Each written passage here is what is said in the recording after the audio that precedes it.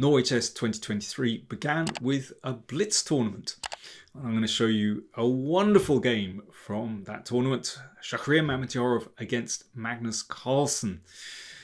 So why did they begin with a Blitz tournament? Well, the idea is to determine the seedings for the classical event. So it's a 10-player classical event. Really strong. We've got Carlsen, Caruana, Wesley So. We've got the young kids, Gukesh, Firuz Jah, Abdusattor, for example. Really strong.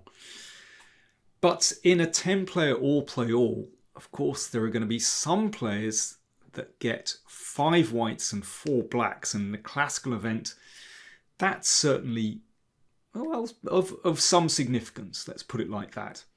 So in the Blitz tournament, the top 5 players would get the 5 whites. So this was worth fighting for. So, well, I'll give you the results at the end, but let's have a look at this game first. So Mamedyarov playing white, Carlsen black, and it starts out as a Slav. And Mamedyarov goes for the exchange variation. And normally one might expect sharper continuations from him, but well, let's see how the game develops anyway.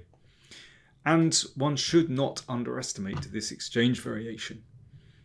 And it's interesting to see how Carlsen deals with this. So the old main line was simply to match white and play kind of the same moves with bishop f5 before you close the position with e6, close the pawn chain with e6. In that case, queen b3 is a little bit problematic. White gets in this move first, attacking b7. So the modern way to play this line is to go a6. Now, normally I'm not a fan of these little pawn moves at the side of the board. So often they're unnecessary and a waste of time. As I said, this is now taken over as the main line, and with good reason actually. So why play a6 here? Well, let's suppose white continues as normal with knight f3. Then the bishop emerges. And if queen b3, attacking b7, then knight a5 is possible because there's no check on b5. That's the point of playing the pawn to a6, and black is fine there. So it's a clever little move. Now, bishop d3 played by Mamedyarov. Before playing e6, Carlsen brings out the bishop. This is all absolutely standard. Attacking the queen here. And if f3, then the bishop bounces round via h5 to g6. This is this typical maneuver you see to exchange off this excellent bishop on d3. But Mamedyarov just goes for knight e2, also fine, and e6. So the pawn chain is established, but the bishop is outside the pawn chain, not blocked in on c8. And Mamedyarov puts the question to the bishop. Carlsen decides just to not to mess around, just to take and go bishop d6. I mean, it's an attempt to equalize straight away, really. Bishop h5 is the most popular move here, and I think with good reason. The bishop comes to g6, and as I indicated previously, exchanging off that excellent bishop on d3 is certainly a good idea for black. And black, in those lines, well, experience tells us that black has good chances to equalize there. But Carlsen didn't mess around. He just exchanged off. Now, if your opponent has the 2 bishops, then it's a good idea to exchange one of them off. So Carlsen went bishop d6. And if the bishops are exchanged here, then this bishop on its own really can't achieve that much. The queen stands on an excellent square, and yeah, the position is about equal basically. Mamedyarov wanted more. He just kept a little bit of juice in the position by retaining the two bishops. Bishop comes to g5, and that pin is a little bit annoying for black. Now, it's possible to play the bishop back to e7, but, you know, white can get a little bit of pressure in this position with knight a4, potentially bringing the knight in here, and also looking at that square b6. So it's not quite equal yet. Black has a little bit of work to do there. But instead of putting the bishop back to e7, Carlsen decided to do something about this pin straight away. h6. So if white takes here, I mean, white has no claim for an advantage at all. So bishop h4 maintains the pin. And g5. So this is Carlsen's idea. Typically forthright play from Carlsen. Bishop comes back to g3. And Carlsen decides to damage the pawns like this. Well, if the queens were off the board, then I would say that black has certainly achieved something there. You know, these pawns don't look very nice somehow. But with the queens on the board, it's a slightly different story. Because white can use that f-file. Queen e7. And white castles kingside. Now, I don't think you want to castle queenside here. These pawns are just too weak, and there's, you know, potential for action on the c-file. So Carlsen goes kingside. And the only way to justify this weak pawn chain, or slightly damaged pawn chain, I don't want to exaggerate that, is to use the f-file. And rook f2 is a very simple move. You're just going to double on the f-file. And this is a little bit uncomfortable for black. If black could cheat here and put the pawn back on g7, then I don't think black would have any difficulties at all. But this is a bit problematic, actually. Carlsen goes for king g7. And after rook f1, the knight is attacked and drops back. Now, how does white make any progress now? Still not so simple. You know, this knight would like to come around to d6, maybe f5, and that would certainly plug the king side. That would block the bishop. So yeah, given a couple of moves, then really black should be okay. But you know, it's white's move, and well, Mamedyarov is a fearsome attacking player, and he understands you just got to seize the moment. He goes for h4, really interesting move. Typical Mamedyarov, not afraid to give up material. You could just go g4 to stop f5 and then bring the bishop back to b1 and put the queen on d3. This is not so silly. Threatening a mate here, and if rook h8, well, I mean, black always has to watch out for rook f7 and queen g6.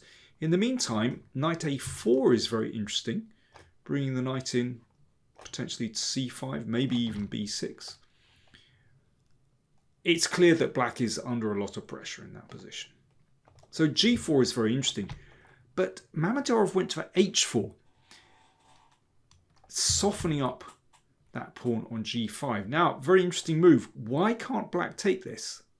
Well, you can, of course, but that opens up the king. And I mean, I doubt that Mamedyarov even considered this very seriously. Let's just go a little bit further. Of course, if the queen steps to the g-file, there'll be a rook g4 check. Queen goes back, and now the white queen takes its place. And this is a winning attack. With these pieces, it's just too much for the king. So, for example, if f5, well, of course, if these pieces can be shut out with f5, then black has time. Black can defend. You know, the knight will come in here. But white is just in time. Rook g4 is absolutely crushing. For example, let's just see what happens here. So timing is everything, but as I said, I doubt very much whether Mamedyarov really calculated that very seriously. I think He has really good attacking intuition. Carlsen played knight d6.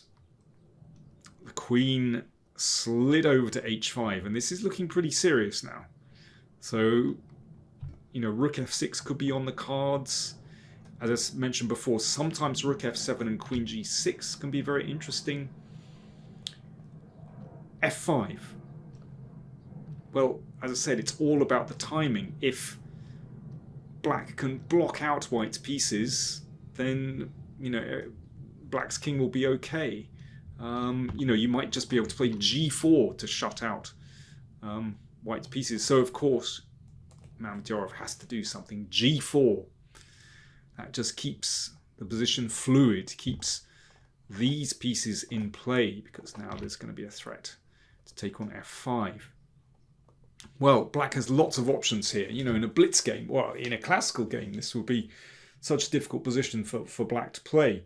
Let's look at the alternatives. Okay, let's look at capturing. Well, that's fatal. Queen g6, and it's game over. Okay, what about taking on h4? Well, then you can take here. And this is the real problem. Actually, once that pawn on e6 goes, white crashes in with the knight. And, well, black's position is a complete wreck. Every single one of white's pieces is on the attack there. Okay, what else? Well, there's also the emergency break, which is queen e8, which would force an exchange of queens. But then black is just losing material. First of all, f5 drops. So white is a pawn up, and these are going to drop as well. So g4 puts black under massive pressure, and Carlsen is in trouble here. Probably the queen exchange might be the best option, but that's a miserable endgame. He went for knight e4, which, well, he's trying to hold the position together. Shuts out that bishop. Okay, that knight gets exchanged off. If d pawn takes, then f5 drops. So f takes e4. And now an exchange of rooks on f8. And one of these pawns is going to drop. If king takes, then h6 drops with check. So queen takes, and now g5 drops. Mamedyarov is a pawn up. But it's a double pawn. How significant is that?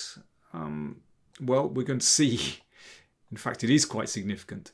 But at least Carlsen has managed to maintain that central pawn chain, and that knight can't enter the game for the moment. So a check and g5. So this is quite menacing. That queen is still very potent, and the king is exposed. Queen f5, so that tries to shut out the queen for the moment, prevents g6. So a check. King f7. Well, white can't make any more progress just with the queen and that pawn. So what do? Of course, you swing the knight over.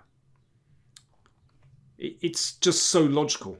I really like this. Knight f4. And that starts to hit some very sweet spots in black's position. I think black is just lost here. If knight e7, knight f4, I mean, there really isn't going to be a defense here. So Carlsen went for e5. Just trying to stir things up. So the knight comes in. But knight f4 anyway, so d5 is weak. There's potential for g6, and of course that queen can start to hassle the king. Look at the difference between the two kings. White's king beautifully protected, black's king very exposed. I think, yeah, I mean, black is just lost here basically. King e8, g6, knight g4, queen h8, and g7. And here Carlsen resigned. Yeah. Beautiful game by Shakhriyar Mamedyarov. I think it's very interesting to see how weakening g5 was. You know, in this position, somehow you imagine, well, is it that significant? Doesn't seem to be, but it's all a question of timing. If black has time to get in knight d6 and f5, then black is still absolutely fine. Could be even better. But, you know, this vigorous play by Mamedyarov really, well, undoes black's position completely. Good stuff from Shakhriyar Mamedyarov. Blitz tournament was interesting. Who came out on top? Well, Norway Abdusatorov. Very impressive. 18 years old. He scored 6 out of 9. The top 5 places: Abdusatorov, Firuzja, Mamedyarov, Nakamura, and Wesley So were in the top 5. So that meant Caruana, Carlsen, Giri, and Gukesh and Tari missed out. So they will be playing with 5 blacks and 4 whites. The top 5 will get the extra white, which could be significant in these classical games. I'll give you more about the rules of this tournament. There are slightly unusual rules because draws mean that the players will go to Armageddon games, but, well, we'll cross that bridge when we get to it. I'll keep you updated on events in Norway Chess 2023. Hope you enjoyed that. Thanks for watching.